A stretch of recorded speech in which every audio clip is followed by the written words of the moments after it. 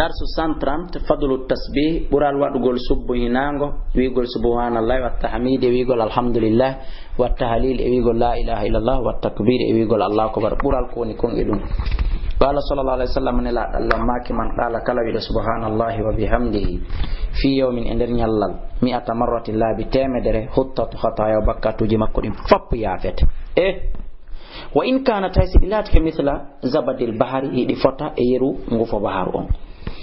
wa qala sallallahu alaihi wasallam ne la maki man qala kala wi la ilaha illallah wahdahu la sharika lahu lahul mulku wa lahul hamdu wa ala kulli shay'in qadirun 10 marratin la bi sappo kana o wonay kaman aata gawa rindindo arba rikabin maccube nayo daade nayi min wala de ismail harakati ko jaabe bibbe annabi ismaila hakke ko baraji din duli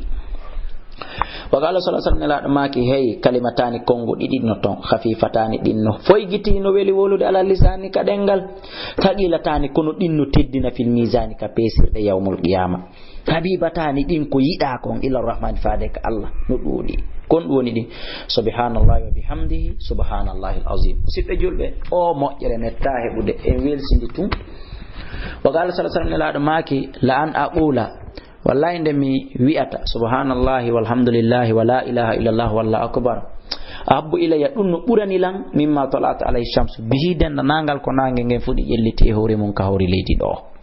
wa qala sallallahu alaihi wasallam maki aya ajuzu ahadukum ene onon goddo e mo ronkay an yaksibande o faggito to alfas sana hasanatin moddi wulure goddo ronkay dum fasalahu sa'il lando to do landi ne la min jula sa'i modde jodo da makko ne la do kayfa yaksibu ahaduna kono goddo e amen faggito to alfasanatin moddi wulure e nder nyallal goto qal ne la do maki sabbi ahadukum mi'ata tasbihatin koy goddo men wi subhanallahi labi temedere tuktab lahu windante mo alfu hasana moddi wulure e modi aw tahutta anhu ma fukkanemo alfu khati'a bakkatuji wulure man qala kala wi subhanallahi alazim wa bihamdihi ghurisat lahu tutantemo nakhlatun tamaro fil jannati kal janna don e don ke rima wa qala sallallahu alaihi wasallam kala nela do maki ya abdullah ka eji Allah ya abdullah ibn qaish ala adulluka ene acata mi tindine ala kanzin e do ngalu min kunuzil janna e ngaluji al janna di fa qultu minni bala o ya rasulullah kayne la sallallahu alaihi wasallam tindina kala nela do maki he bul wiu la hawla wala quwwata illa billah emoti wa qala sallallahu alaihi wasallam nela maki habbul kalam ko buri yide kongodi dim fab ila allah kala arba'un ko din nay e hinu dido subhanallah walhamdulillah wala ilaha illallah wallahu akbar don no metti fi musibbe julbe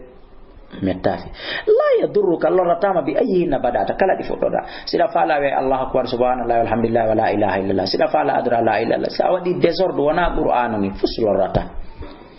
jaa arabiyun arabiyan kejo adem fulaso arno ila rasulillahi kanela sallallahu alaihi wasallam faqala inna la allimni jannan kalaman kongodi aqulu hudi mi wawlata qala nela maki qul wiu la ilaha illallah wa la sharika lahu akbaru kabi allahu akbar kabiran walhamdulillahi katiran subhanallahi rabbil alamin la hawla wala quwwata illa billah al aziz untidu al hakim nyenyudo qala fa haula'i dido kongodi li rabbi ko jewmi an wodani ko Allah je famali minno hi kun wodani la fa qala ne la ma ki ulu Allah maghfirli warhamni wahdini warzuqni ya falan yurmelan fewnan arsikam kana rajulu lati gorko ida aslama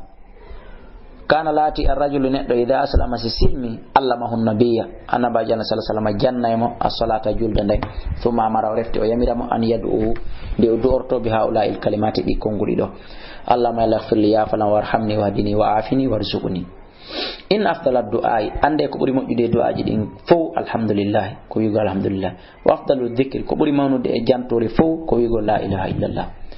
al baqiyatu salihatu moƴƴi heddidi don ande ko yete baqiyatu salihati ko wigo subhanallahi walhamdulillah wa la ilaha illallah wallahu akbar